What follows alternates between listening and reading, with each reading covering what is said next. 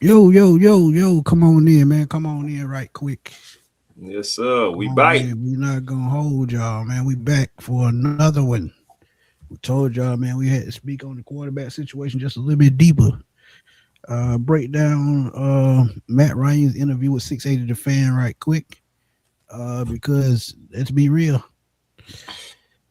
He kept it real like he always do, and he's pretty much, keeping the same tune. He talked about some good points. They asked great questions. Shout out to Brian Finneran, former Hmm. Atlanta Falcon. We're gonna work on getting him on the show still. But yeah, we'll see how it work out. But life, man, what's good? What's good? What's happening? Yep. So Chris, you know what to do, man. Tell everybody what's up right quick. I like that graphic. You got Pac as a Falcons fan. Hey, man, you know Boy, what it is, man. Like I said, we came on back like we said we would. I want to talk about Matt Ryan and his interview with 680 the fan. So we're going to get into it. Not going to hold y'all long because we know it's getting late. But yeah, man, quick show, quick pop up. Let's get into it. facts. Miss Christie, what's good? What's good? What's good? So we're gonna break down the interview and probably three main points that we seen for the interview, and we just gonna give our quick comments on like a quick pop up, man. We promised y'all to know another pop up, so we got to deliver. So as I told y'all, he did an interview with 680 the fan. I did a quick video on it yesterday, and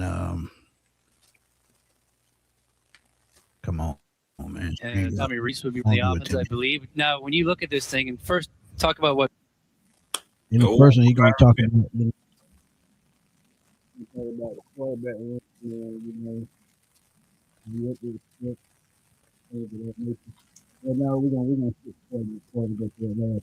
but Smitty, it This is sounds about like Kevin. you. Oh, there you go. Next, say what?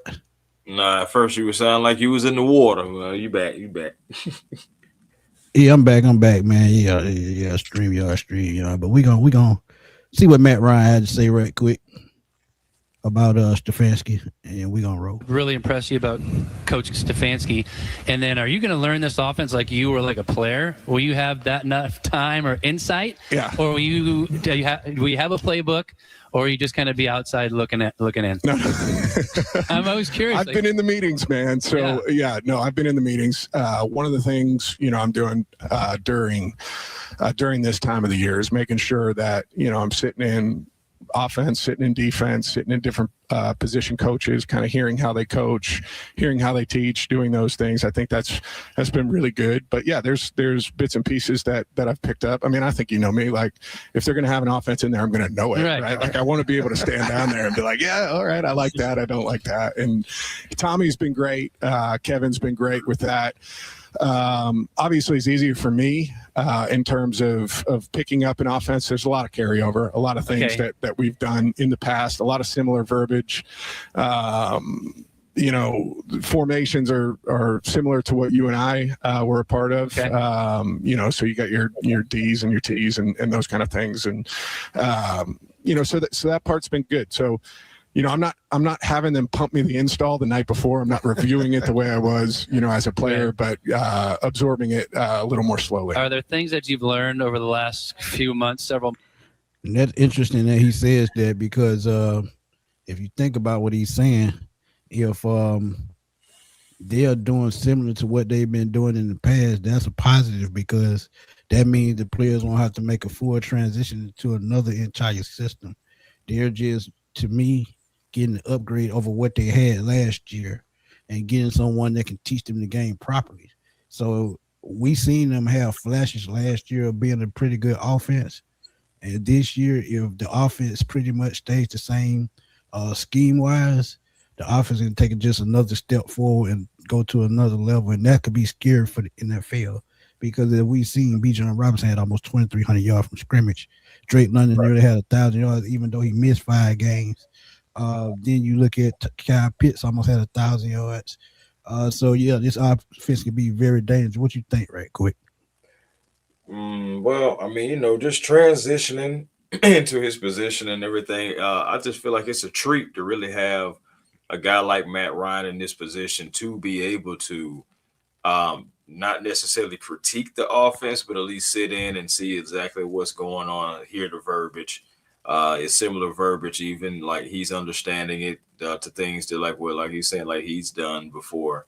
So I think it's a real treat to have Matt Ryan in here, being the president of football, being able to sit in some of those meetings and just, kind of like soak up the offense and be able to understand it and possibly be able to help with the verbiage and get it and convey it to everyone as well, man. It's kind of like a cheat code, honestly, man, because you think about it, it's similar to how remember when the 49ers like first got John Lynch and everything, you got somebody like a defensive minded guy that can kind of sit in on meetings and do some of the similar things. And I feel like, it's a treat, like I said, to have Matt Ryan be able to sit in there and understand what's going on and really, have his own comments.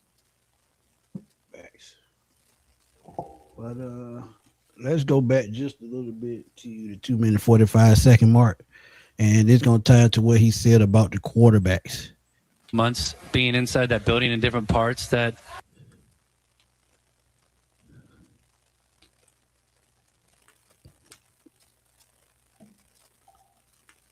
All right, this is what he's going to say about the quarterbacks. It's been good. It's been a busy stretch, but it's been a good stretch.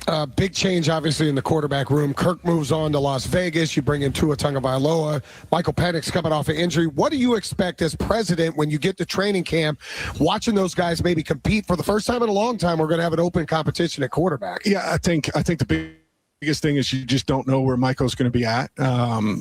He's doing a great job. I mean, since I took the job back in January, at the beginning of January, I mean, he's been in there doing rehab, working with our rehab guy, Nick Carapino, who's done a great job with him. Jake File, the athletic training staff, all of those guys have done a great job. But you got to give the player credit. Mike he's been on it, and he looks good. He's done a lot of stuff for us on the field. But Finn, I mean, you can probably speak to this better than anybody. I never went through an ACL, but there's certain milestones that you've got to hit, and the closer you get, the more variability there is because the intensity and the speed picks up. But Mike's in a good spot right now. So as far as expectations, we don't really know what to expect at the beginning of training camp. But, I think with the way both of those guys are working and the conversations we've had with both of them about, I believe quarterbacks should be the most competitive people on your team, whether that's first, second, third, whatever that may be. There's a way to go out there and compete and to, attack the day. But there's also a way to put it away when you go back in. And that's not only the quarterback position group, that's all of them, right? Guys want to be on the field. We kind of respect and appreciate that. And so I think the way both those guys have started the offseason, I think it'll put us in a good spot. Atlanta Falcons president of football. That's what I'm talking about, man. Look, he's just being open and honest about the quarterback compensation, period. He said they're, rehab and doing what they need to do. And as I told y'all, no matter how much we like it, Tua is going to start the season because he's already, upright. And there's not no knock on Mike Penix. I heard somebody in my comments earlier say, we just keep trying to knock Mike Penix down. That's not true. We just don't really know what's going on, medical-wise, other than what they're telling us. And until he gets an update on that, he's going to pretty much tell us the same thing. But one thing they can do, and like he said later on, as I showed y'all earlier, with what they're teaching and being in the film room already, getting mentally prepared. Once you hit the field with the ground running and you physically prepared, all of it should tie together. And when you have the right coaches that's teaching you the system and the schemes properly, I don't think you should skip a beat. That's just my honest opinion. But what you think? Well, I mean, I feel like Matt has really been sticking to the same thing he's been saying from the beginning about, so the progression and Michael Penix coming in working hard. And I definitely believe that. I believe he's definitely coming in to work hard because he has to. He definitely still, like you said, the quarterback room should be one of the most competitive, one of the best rooms, if not the best room on the team. And he's absolutely correct. And with that being said, you're going to have that competition, whether it's Tua, whether it's Michael Penix, whether it's Jack Strand, out of all crazy things. But I'm just throwing out just the quarterbacks just for the competition purposes. And just from his wedding and everything, it seems like he's upright and he's moving. He wasn't doing anything. I think just crazy. He wasn't like doing the get down, he didn't drop down, get no split or none of no crazy mess. But he is moving, so that is a good sign. We're going to see what happens in about 2 months or so. Will he be out there at training camp? Will he not be? It's more so leaning to possibly not.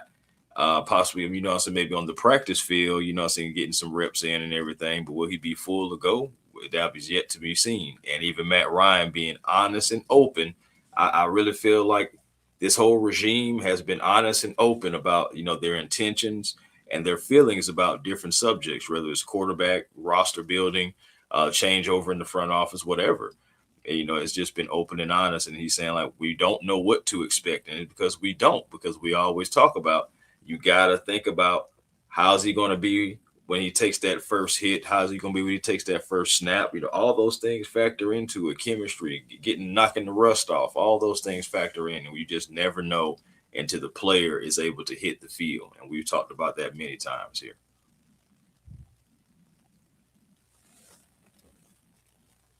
Yeah, it's nothing going to change, man. Truth be told, because at the end of the day, they can only do what they can do with what they have. And what I mean by that, these coaches can only coach so far until we get closer to the season. There's only so much that they can do, because you got to think, you know, all of the players are not even here yet. Some of them aren't even at the facility yet, you know, because this is basically for the rookies right now. But the veterans are still showing up, but they don't have to.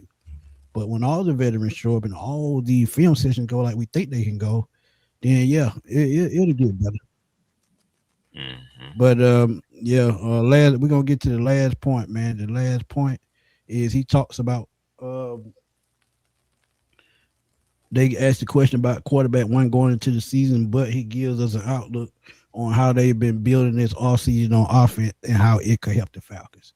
And I think this could be wonderful points that we all as fans can you know, take pointers from and stream your acting up late at night, man. Come on, man.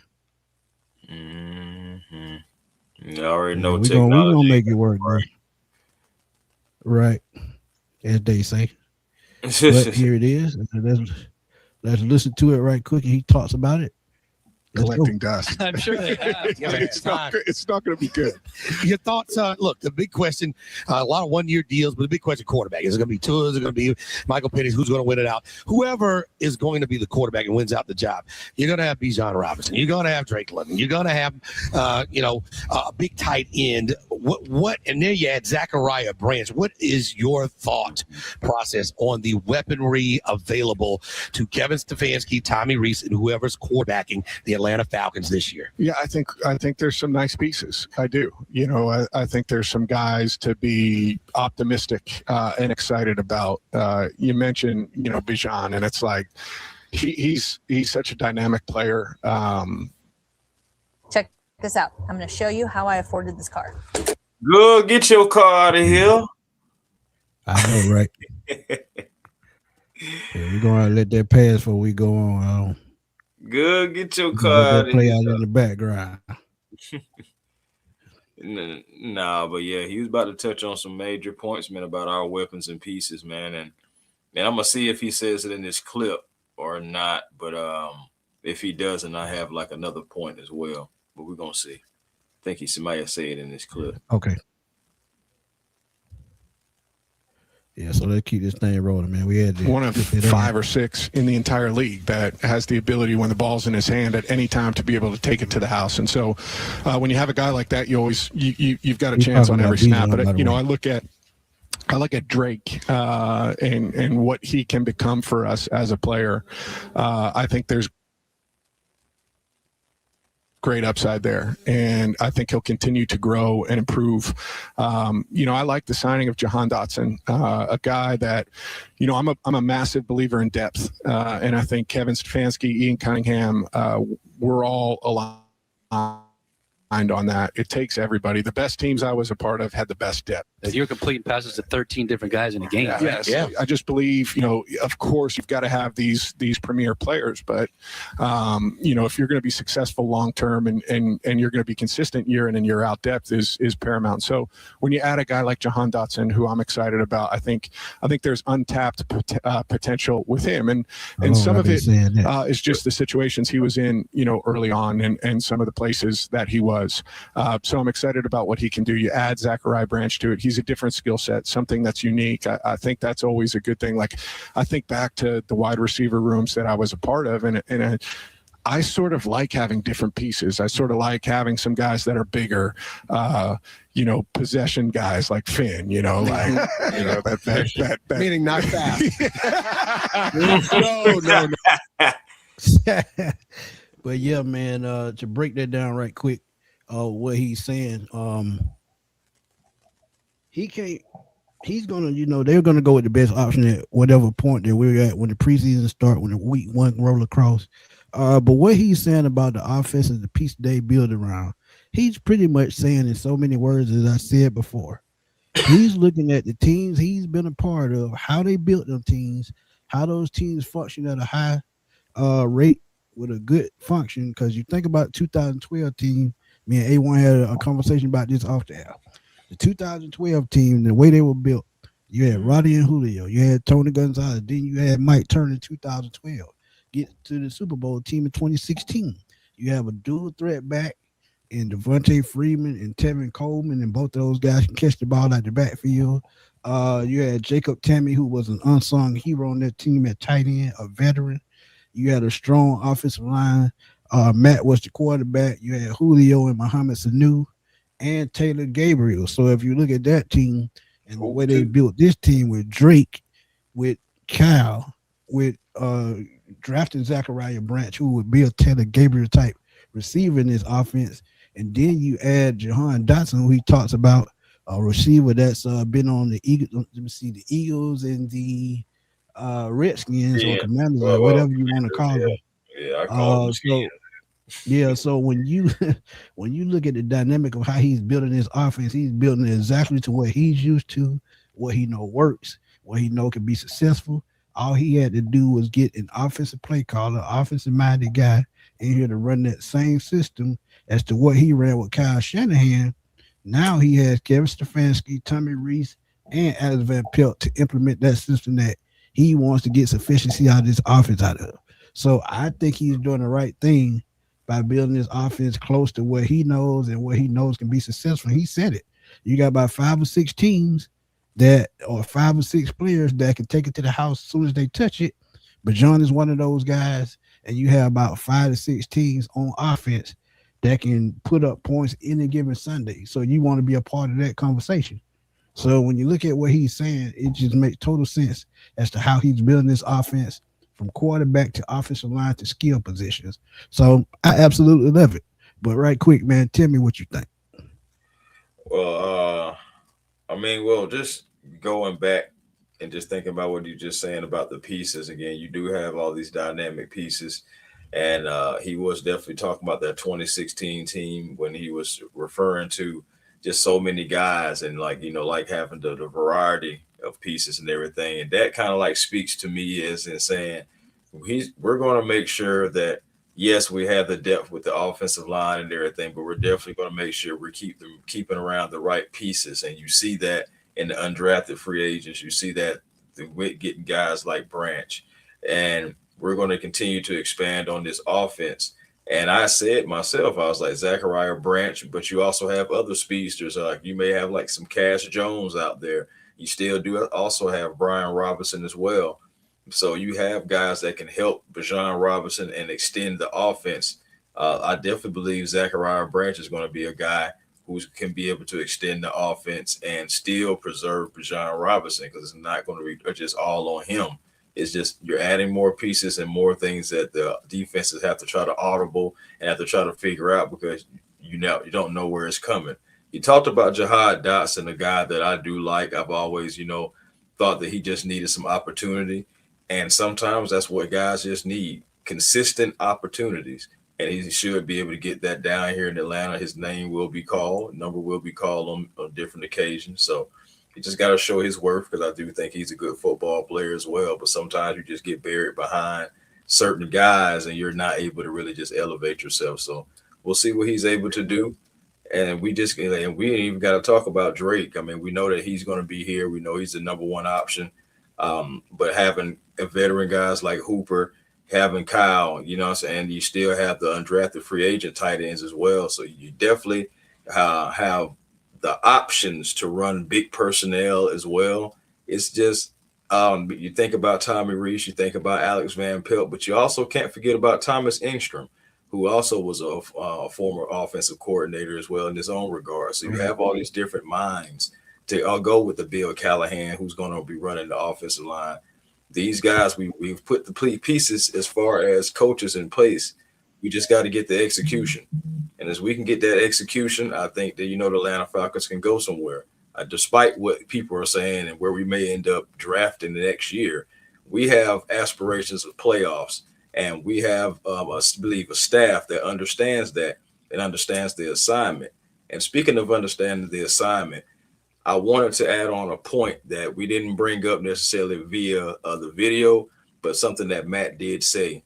And it's really what we talk about here, is about protecting the logo and putting the logo first. He did speak about having love for a lot of guys that are on the team currently, but at the end of the day, he has to make sure that we're putting the best product on the field, the best people in the jerseys. And, he's just going to make sure that he does what's best for the team. That's what you want to hear from your president of football. That's what you want to hear all across the board from your guys that you're putting your trust in to lead the team into the future. So I thought that was very telling as well, that, hey, yeah, I got love for you, but we're going to put the best players out there regardless of what it is. And that speaks to more of the competition. And that goes back to what we've been saying too. Nobody's safe. And that's what we mean by nobody's safe.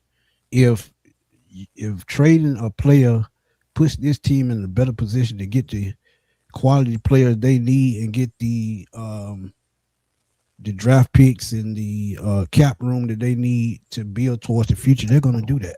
And any GM, any football president of football, anybody's going to think like that, no matter who you are. So at the end of the day, it's about, getting the players in the right position, getting them on the same page, go out and compete and win every Sunday. But behind the scenes, it's also about building the team from front to back, inside out, any way you want to put it. And the best way to do that, if a player comes up for a contract is too much, you can get a good deal for him. You got to ship him off to save that cap money, keep building this team. And Jahan Dotson, as you talked about, it brings me back to a former Falcon, good friend of mine, Terrence Mathis, came over from the New York Jets, wasn't getting the proper playing time, comes to Atlanta, make the Pro Bowl his first year. And the crazy thing about it, he was a receiver and kick returner in New York. He gets to Atlanta, he becomes the number one receiver. Not saying that Jahan's going to be the number one guy here, but he can come in, contribute right away, and have a strong season and help take this offense to the next level. Because think about it, we lost Darnell Mooney. Darnell Mooney last year, a year before last, had, we thought, 8 yards from 1,000 yards, making key catches. Remember the Philadelphia game when he caught that bomb, put them ahead, and Jahan Dotson had that same type of impact. But one thing about it, one thing will help him strive is having a number one receiver and a number two target in Kyle Pitts. It's going to give him more opportunity, get more open looks. We know he can take the top off the defense. We know he's a great run after the catch guy.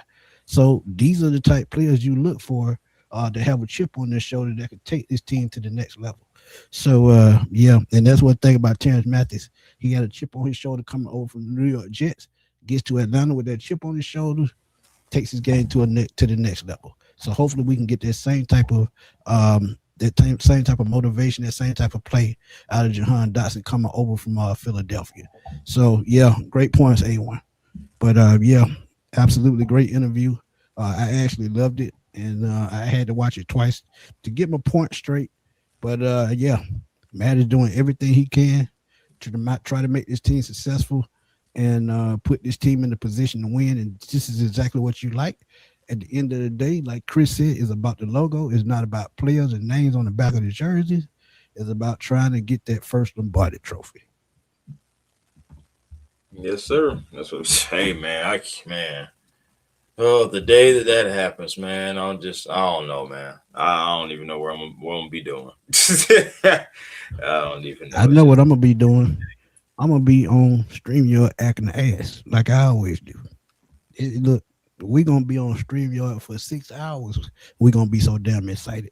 Man, what? I'm telling you, boy, look. Man. Miss Drea, what's good? What's good? Yeah, yeah, Mathis was a dog, man. He came over from New York, Pro Bowl season, very first season, his only Pro Bowl, but when he retired as a Falcon at the time, he was leading receptions, leading yards. So, yeah, I mean, man, it was tough for Terrence to make that Pro Bowl, man, with all those guys that was in the NFC, man. It was tough, but yeah, man, definitely a Pro Bowl. Jerry Rice, Shannon Sharp. I mean, I can keep going. Yeah, it was tough. Man.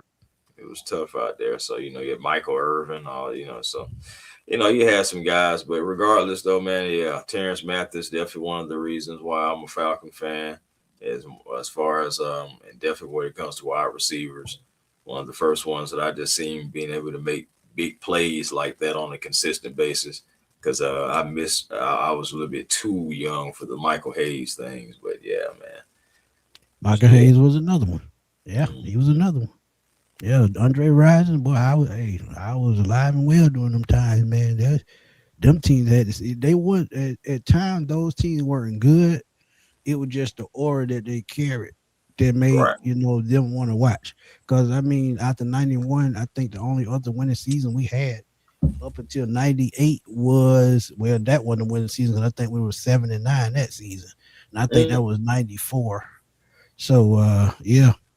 I mean, look, I'm telling you, what a time to be alive that was. But yeah, man, but you gotta go ahead. No, so man, it's been some times, man. It's been some times. But yeah, man, quick pop-up show, man. We just wanted to talk about this interview right quick, give some key points on it. Anything else you took from the interview you wanted to share before we got out of here? I mean, honestly, man, I just appreciate Matt, man, because he talked about it in this interview too. I mean, it's not like a major point, but he talked about how he had a cushy job. He had a great job over at CBS, was given a great opportunity, was expecting to do that for like the next 10 years. But after the whole situation with checking the health check of the franchise and possibly the Falcons looking into adding that position of president of football, engaging him to see if he would be even interested in interviewing for it. But Matt has already said it multiple times. If any other franchise asked him to do it, he wouldn't have done it. The only reason why he's doing it is because it's the Atlanta Falcons. And as a Falcon fan, I can very much appreciate that. A guy who, embodied the franchise, took us to the Super Bowl, multiple Pro Bowls, multiple, seasons, just at least being able to compete, regardless of the ups and downs. So you appreciate that. And he's being away from his family. And, his boys wondering if, it's always going to be like this, or all the different things that he was saying in the interview. So you just got to really just appreciate that he would leave a job, a secure job, at CBS, to come be a part of the Atlanta Falcons and to help us get to that first Lombardi trophy like you was talking about. Yeah, and like I tell y'all all the time, man, what I appreciate about the whole thing is Ms. Drea, thank you for the donation. Truly appreciate it as always. But one thing that I loved about what he was saying about him taking the job, and like you say, he was at CBS, he thought he was going to be there 10 years, but you got to think about what Mr. Blank said as well. Mr. Blank said, I've had a relationship with him for almost 20 years. So what did I tell y'all about Mr. Blank for the last year or so? It's only so many people that he trusts. So I'm telling you, Mr. Blank persuaded him into taking this job, because when you're an owner of a team and you don't trust many people, you're going to put the people around you that you trust the most. And he's one of those guys. And one thing about him, he played the game. He was a quarterback. So he's going to see the game just a little bit different than what defenders see it, defensive coaches, offensive coaches. Just quarterbacks just have a different train of thought because it's so much that they have to soak in. Because think about it. They are the leader of the team. They're the face of the franchise most of the time. So when you have somebody like that in the front office that knows how to carry that type of burden or that type of responsibility, it's a good thing for the organization because they're going to have you on the right path most of the time because of what they saw during their career. And I said it earlier, that's why he's putting together the same type teams that he were a part of when we were winning. So he knows if he put together that type team, we have a good chance to be successful. We have a good chance to be a playoff team, and that gives us a better chance to be a Super Bowl team. So they're headed in the right direction because think about it. Even next year, all the cap space that we have with all these 1-year contracts, they're going to be able to build this team just like they want. You remember when we went out and got Tony Gonzalez, traded for him? Remember when we signed Michael Turner coming over from the Chargers and what he did in his career in Atlanta the 6th season that he was here? They're going to be able to make those type moves next year. So this is what they're building toward. And I'm not saying that this year is going to be a waste, but this year is going to be a building block to get to next year. So we'll know exactly where we stand, which direction we need to go, what position we need to upgrade. And I think that, to me, is a good problem to have. Facts, bro. I ain't gonna lie, like they excuse me, they had a great interview with Matt, man. Like I said, I appreciated it. And appreciate, like I said, the consistent honesty about, so what the Falcons are doing, things that they're saying. And because I know it's some of the things that Matt is saying, some people didn't appreciate as far as with the quarterback situation, but he's just being open and honest.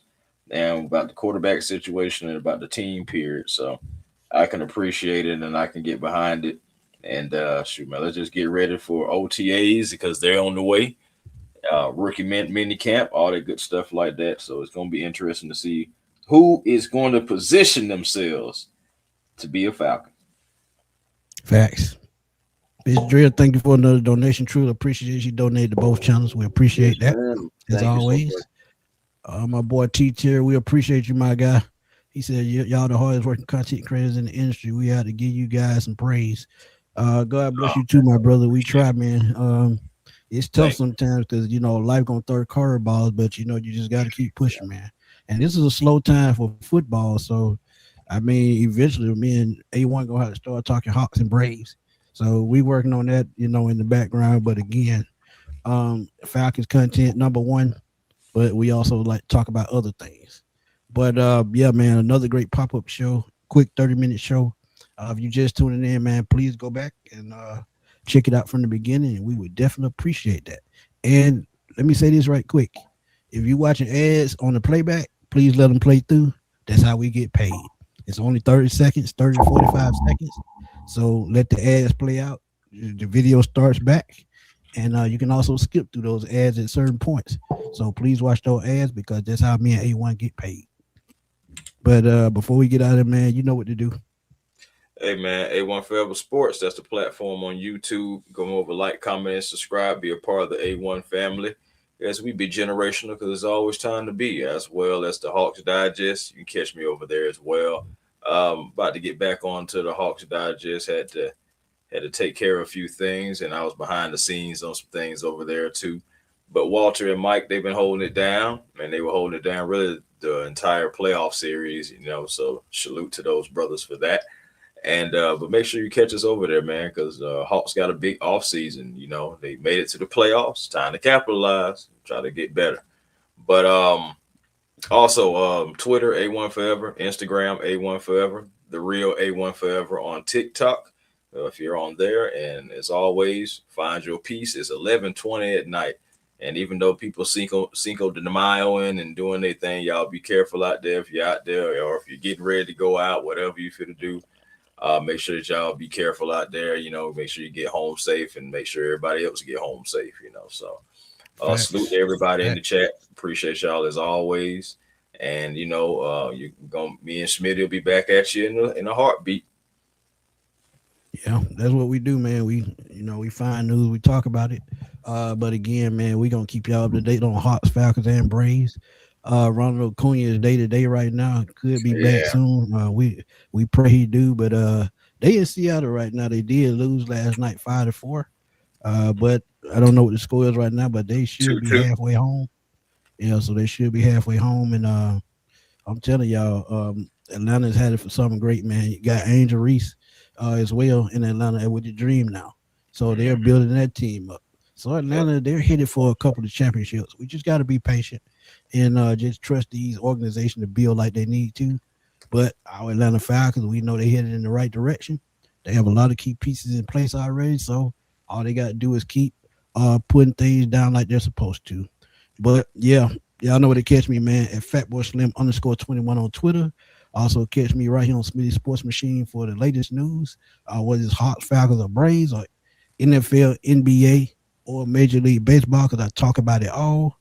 And look, we're going to catch y'all soon, man, because I'm finna get off this computer, go to sleep, try again tomorrow. As A1 say, find y'all peace. And as I always say, man, keep God first, because that's what we all got to do. We keep God first, everything else will fall in place. But for my boy A1, this your boy Antoine Smith. We're going to sign off and holler at y'all later, man. Peace. Peace.